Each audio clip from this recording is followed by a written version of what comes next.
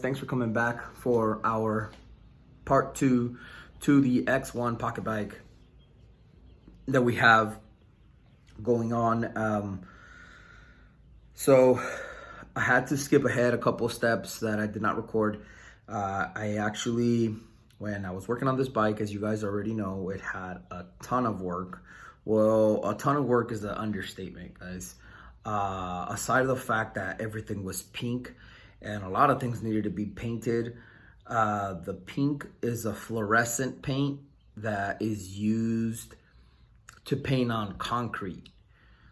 And that's not very easily taken off. So even a rag full of gasoline cannot take this stuff off. Now, I'm not gonna get all hell bent and work tirelessly until I get all of it off, because I've already been doing that. We're already about 2 to maybe 2.5 weeks since we did part 1 that we've just been out here in the garage working on this one single bike, and it's a pain. I'm tired of the bike already. I'm tired of working on it. I'm tired of things breaking. I'm tired of finding out something else is broken. I already replaced the carburetor. I already replaced the fuel lines. I already bought the rear inner tube that I already installed as well.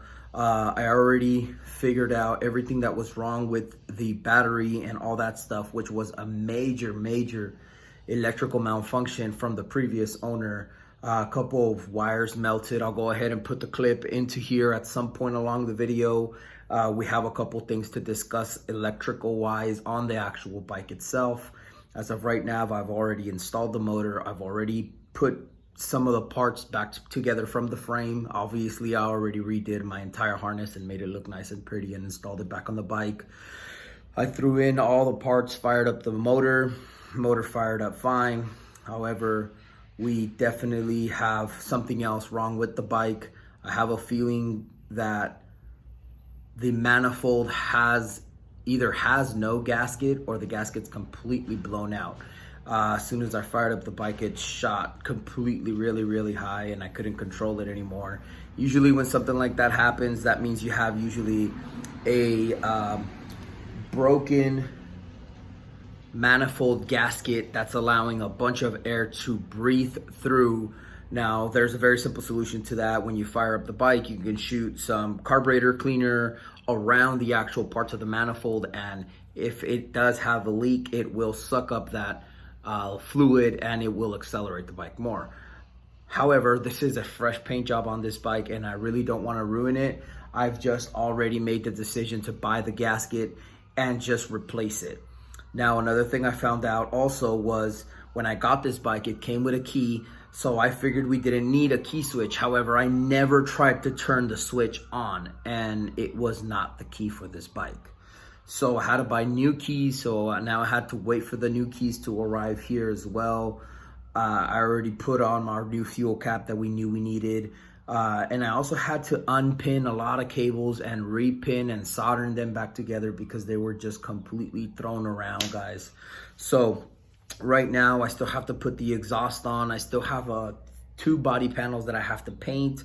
I had to paint those, put them on the bike, do a couple test fits. I have to re-put more oil into the chain housing. So stick around for that too, guys. And then we still got to install our brake lines and tighten up our handles and do all that other good stuff. So I'll go ahead and put you guys on the tripod and sit you guys down so that I can start installing the exhaust and all the remainder stuff for the bike. So stick around, guys. You guys don't want to miss this pain in the neck that I've been enduring for the last 2.5 weeks, guys. Stick around.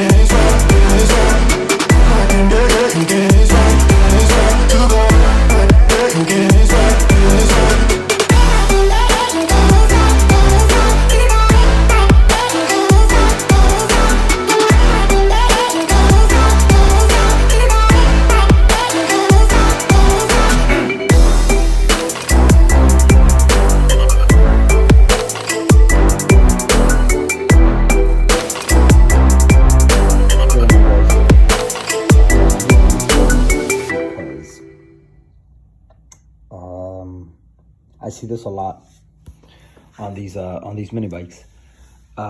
This harness right here, as you can tell by the pink, is from our X1 pocket bike that we have, that we're restoring right now.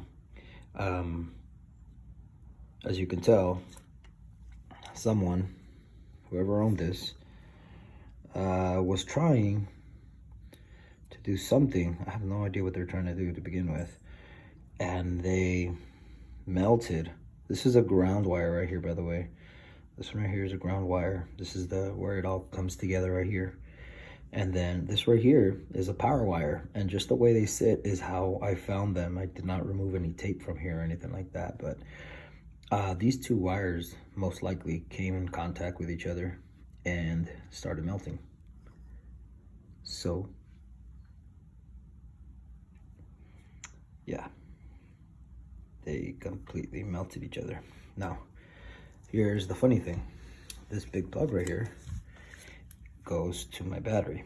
This is my other X1 pocket bike. And guys, by the way, this is amazing. The fact that I have two X1 pocket bikes, so I can literally go back to each other.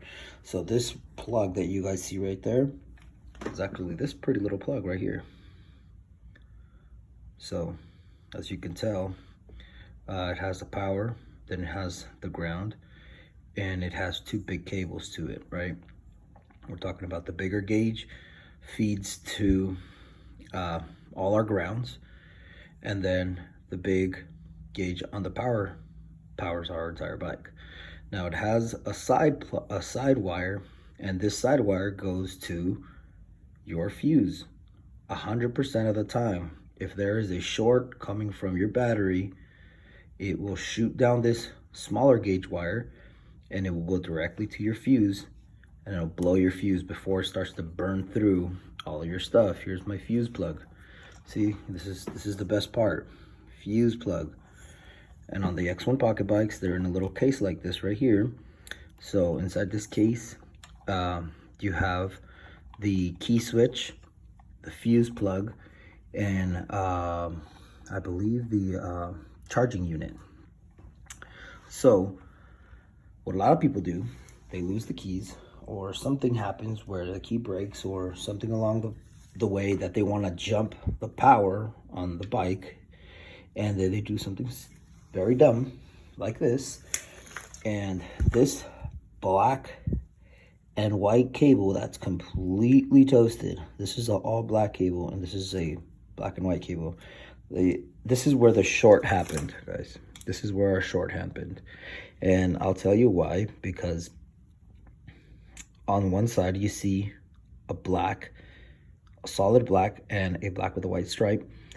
And then on the other side, you see a red cable, and then you see one missing slot, okay? One missing slot. You go through this entire harness, and there's not a single cable that is missing other than this guy right here, which is the one that goes to the fuse. And guess where this goes, guys? This goes to the power relay, the ignition coil. It's exactly where that goes. It's right here. So this is something common that they do. It's pretty much feeding constant power to it. And you don't need a key for it. You could turn it on and you could turn it off however you want, whenever you want, without a key. So here is some of the consequences that we endure. I have to swap out this cable, and then I have to reattach it to this guy right here, and then I have to reattach this guy over to this plug right here. This is my real fuse cable right here. And this red and black cable, God knows where it goes. We still haven't figured that out yet. But I'm pretty sure it's gonna go somewhere around here. I mean, like I said, there isn't very many red and black cables that are really difficult to find. There's a red and black cable right here, and I'm assuming that this is going to be for our charging port. Right there, bam, charging port. You go on here, so this cable right here is on the wrong slot. So it's pretty simple when you have another one, but when you don't, it gets pretty difficult. Bottom line is, guys, try to stick with the regular stuff, because this is a pain in the neck. I have to go in here and remove all of these ground cables and replace all of them, which is not gonna be fun. So let's get this done, or else we're gonna take forever here.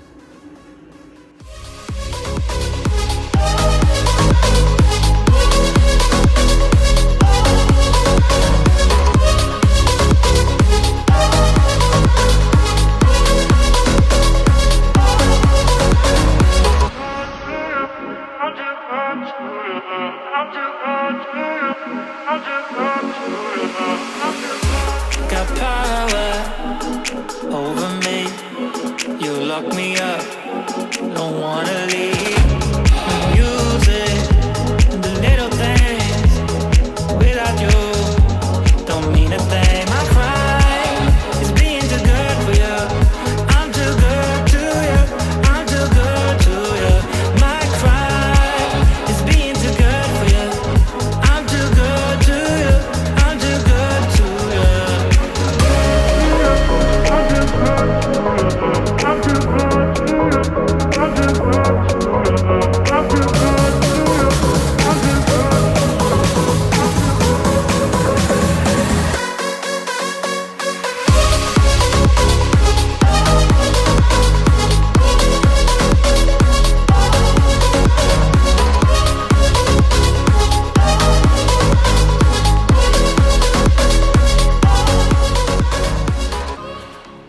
Guys, that's gonna be a wrap on the pocket bike video.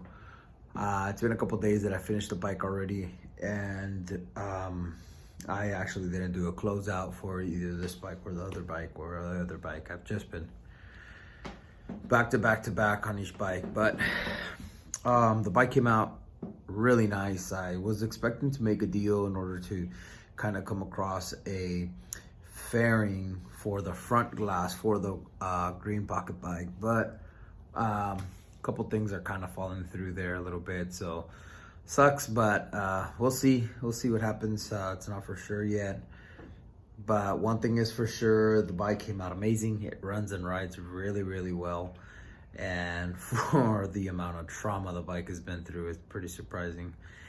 Anyways, guys, make sure you guys stick around. If you guys are not subscribed to the channel, consider subscribing. We will be having more bikes. At the moment, we don't have any more X1 pocket bikes, but we will be working on other types of pocket bikes that are either choppers or cat eye pocket bikes or X7s, super pocket bike. So don't go nowhere, guys. You guys just distract your mind and want to just kind of skim through a couple videos and stuff. This is the perfect channel for you to do so. So guys, I'm gonna let you guys off because I gotta get to work on the next bike. But if you guys got any questions or concerns, send me any kind of questions you guys got in regards to our bikes. So I gotta go. See you later, guys.